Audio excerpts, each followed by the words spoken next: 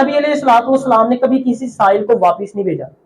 اگر آپ کے پاس دینے کے لیے کچھ نہ ہوتا نا تو آپ فرماتے اس کو کوئی وقت دے دیتے کہ یار تم اس وقت پہ آ کے مجھ سے لے لینا, لیکن منع نہیں فرماتے. نبی علیہ الصلوۃ والسلام کسی کے گھر جاتے نا تو دروازے کے سامنے نہیں کھڑے ہوتے تھے, رائٹ یا لیفٹ کھڑے ہوتے اور پیغام دینے کے لیے السلام علیکم فرماتے.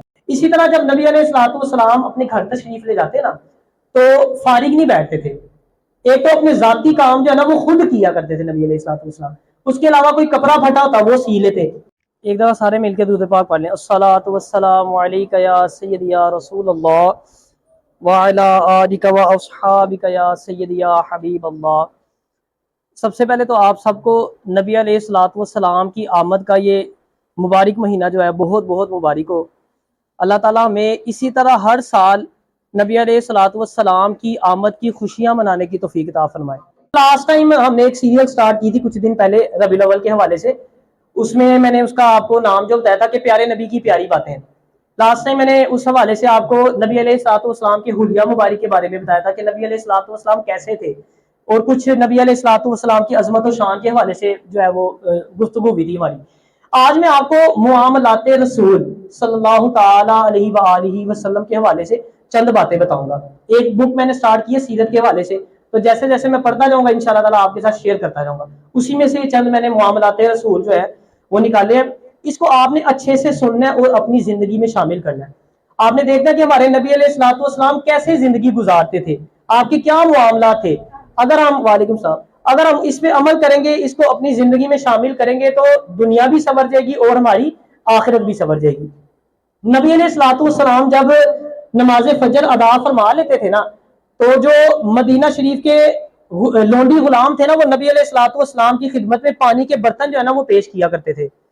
تو نبی علیہ الصلوۃ والسلام اپنا جو دست مبارک تھا نا وہ پانی کے اندر ڈالتے تاکہ پانی جو ہے نا وہ برکت والا ہو جائے. اس کے بعد نبی علیہ الصلوۃ والسلام اپنے صحابہ سے مخاطب ہو کے دریافت فرماتے کہ کسی نے کوئی خواب دیکھا ہے. اگر کوئی صحابی اپنا خواب بیان کرتے تو نبی علیہ الصلوۃ والسلام اس کی تعبیر ارشاد فرما دیتے. اس کے بعد نبی علیہ الصلوۃ والسلام صحابہ سے دریافت فرماتے کہ کوئی جنازہ پڑھنے والا, اگر کسی کی کوئی وفات ہو گئی, فوت ہو گیا کوئی, یا پھر کوئی بیمار ہے اس کی عیادت کے لیے چلے, تو اگر کوئی بیمار ہوتا ہے اس کی عیادت کو جاتے. اگر کوئی جنازہ پڑھنے والا ہوتا تو اس کا جو ہے نا وہ نماز جنازہ جو ہے وہ پڑھایا جاتا. اسی طرح نبی علیہ الصلوۃ والسلام جب اپنے صحابہ کرام سے ملتے نا تو سلام میں ہمیشہ پہل فرماتے تھے. یہ نبی علیہ الصلوۃ والسلام کی سنت ہے. آپ نے یہ باتیں بتانے کا مقصد یاد رکھنی ہے, امپلیمنٹ کرنا ہے, اس کو اپنی زندگی میں شامل کرنا ہے. جب آپ کسی سے ملے سنت میں عمل کریں, سلام میں پہل کریں. نبی علیہ الصلوۃ والسلام سلام میں پہل کرتے اور گرم جوشی سے سلام کیا کرتے تھے. ایک ٹھیلا ماٹھا ہم سلام کرتے ہیں, اگلے کو پتہ لگتا ہے کہ یار یہ تو مغرو لا رہا ہے, یہ نہیں. گرم جوشی سے دونوں ہاتھوں سے سلام فرمایا کرتے تھے اور تب تک اپنا ہاتھ مبارک پیچھے نہیں ہٹاتے تھے جب تک سامنے والا ہاتھ نہ کھینچ لیتا. یہ نبی علیہ الصلوۃ والسلام کی سنت ہے, گرم جوشی سے دونوں ہاتھوں سے, اور تب تک ہاتھ پیچھے نہیں فرماتے تھے جب تک سامنے والا جو ہے وہ اپنا ہاتھ نہیں چھڑا دیتا تھا. ٹھیک ہے نا.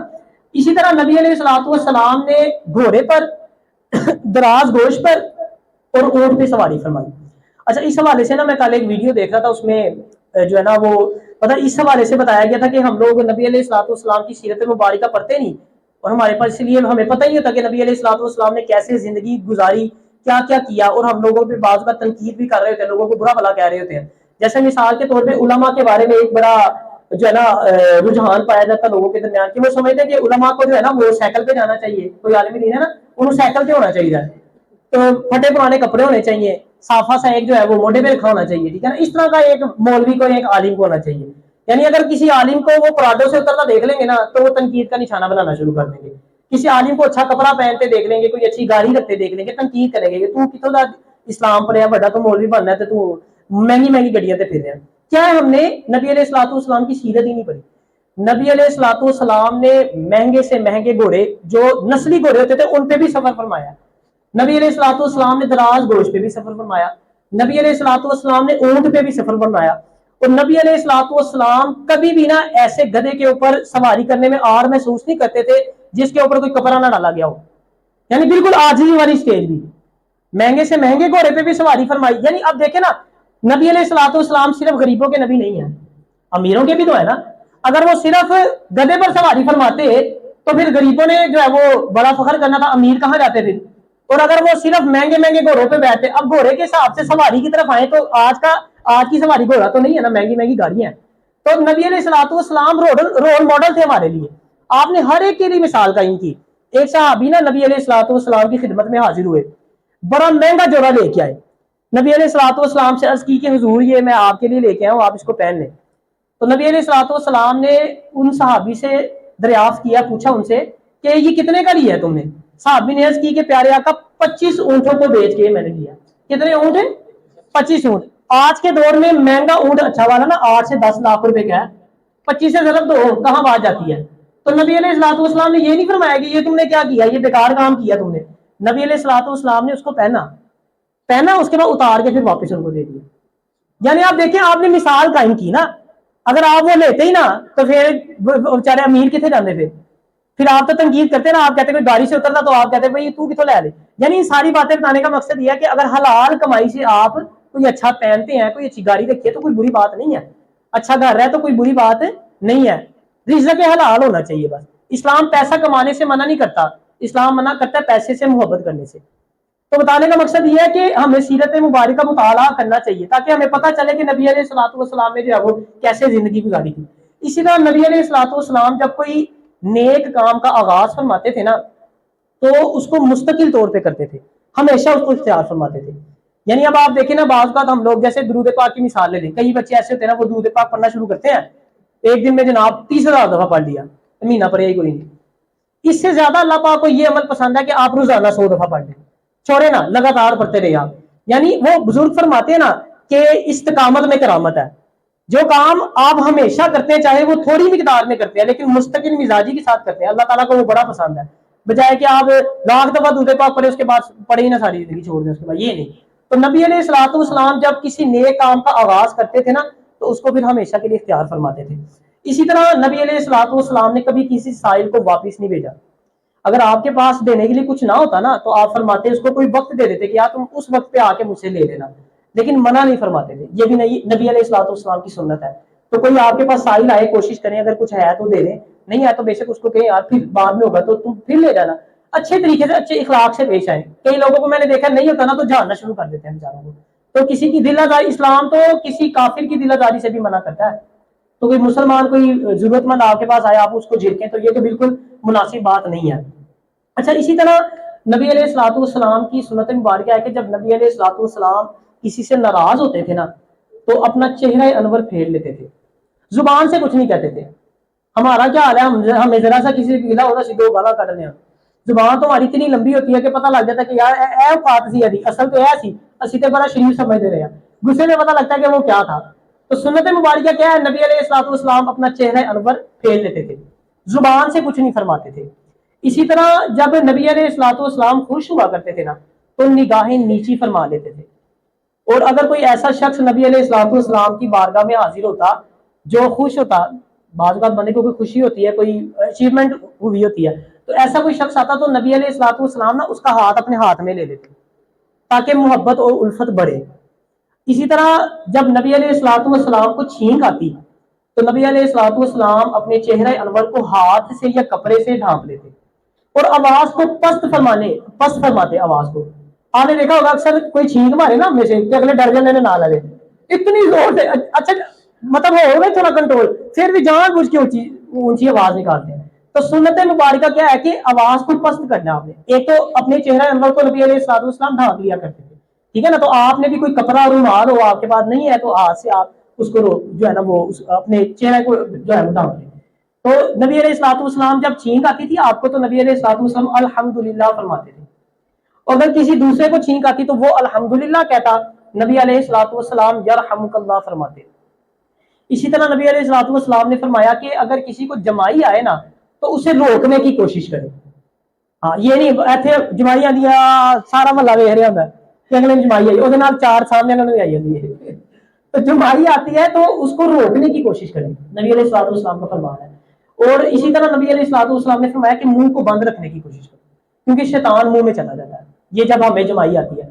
علماء فرماتے ہیں میں ایک جگہ پہ سنا تھا یا پڑھا تھا میں نے، غالباً مجھے یاد نہیں، یہ میرے مدرسے میں جب میں جاتا تھا تب شاید غالباً کسی استاد نے جو ہے وہ بتایا تھا، قاری صاحب نے کسی کہ جب نبی علیہ الصلوۃ والسلام کو جمائی نہیں آتی تھی نا، تو جب آپ کو جمائی آئے نا تو آپ یہ سوچا کریں کہ ہمارے نبی علیہ الصلوۃ والسلام کو جمائی نہیں آتی تھی، تو آپ دیکھیں گے کہ وہ کنٹرول ہو جائے گی، بھی رک جائے گی. تو یہ بھی ایک طریقہ علماء جو ہے نا اس کا ارشاد فرماتے ہیں کہ جمائی کو روکنے کے لیے. اسی طرح جب نبی علیہ الصلوۃ والسلام کسی کے گھر جاتے نا تو دروازے کے سامنے نہیں کھڑے ہوتے تھے، رائٹ یا لیفٹ کھڑے ہوتے اور پیغام دینے کے لیے السلام علیکم فرماتے. نبی علیہ الصلوۃ والسلام نے فرمایا کہ کسی کو یہ حلال نہیں ہے کہ وہ بغیر اجازت کے کسی کے گھر کے اندر جاتے.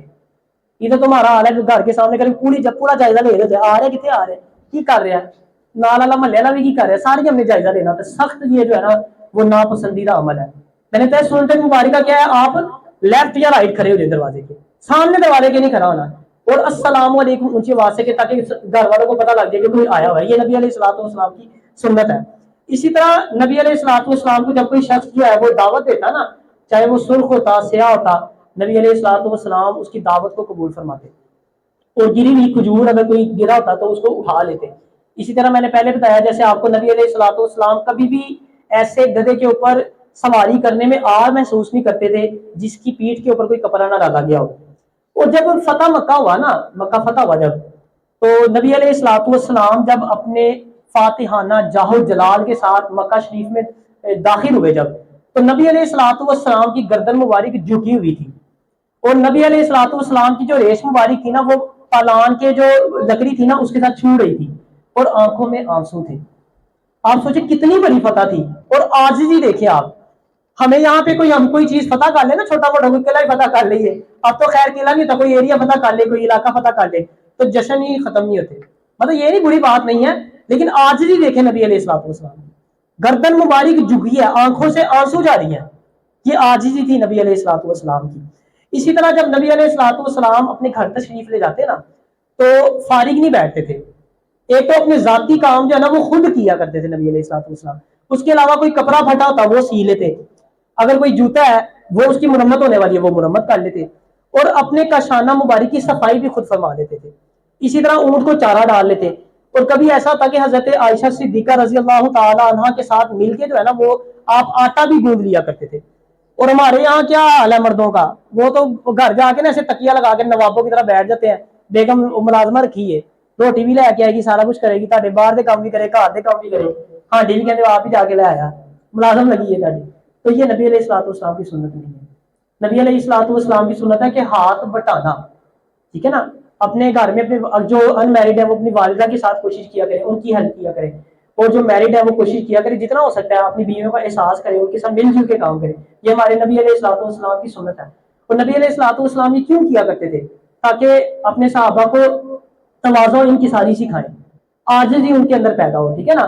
اب دیکھو وہ شہنشاہ دو جہانوں کے یہ وہ ذات ہے جس کو اللہ پاک نے اپنے تمام خزانوں کا مالک بنا دیا. آپ کو کسی چیز کی کمی تھی یہ ساری اس لیے میں نے کہا نا ہر لحاظ سے نبی علیہ الصلوۃ والسلام ہمارے لیے رول ماڈل ہے. ہمیں ہر چیز کر کے دکھائی ہمیں بتایا کہ ہر کام کس طریقے سے آپ نے کرنا ہے.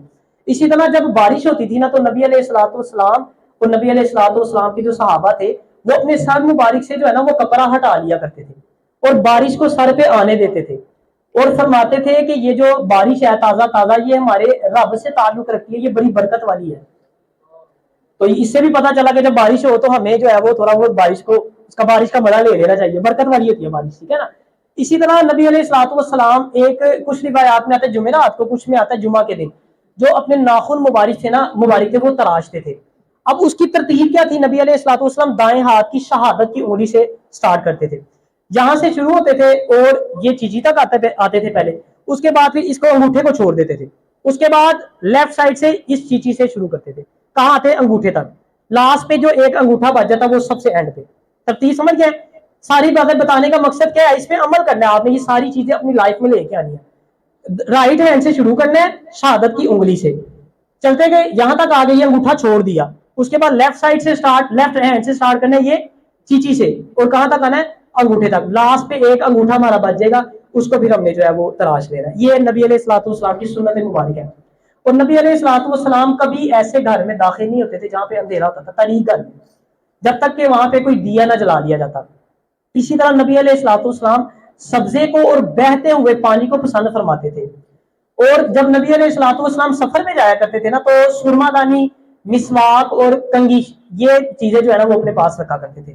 اسی طرح جب نبی علیہ السلام دوسروں کو نماز پڑھاتے نا تو مختصر نماز پڑھاتے تھے، لیکن جب تنہا نماز پڑھتے تو نماز کو لمبا کرتے، طویل نماز ادا فرماتے۔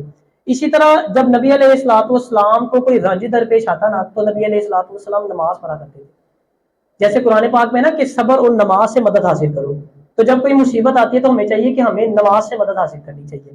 اسی طرح نبی علیہ السلام جو نفلی نمازیں تھیں نا، نوافل تھے، وہ گھر میں پڑھنا زیادہ پسند فرمایا کرتے تھے۔ جو فرض نمازیں وہ تو مسجد میں، لیکن نفلی نمازیں گھر میں جو ہے وہ پڑھنا پسند فرمایا کرتے تھے۔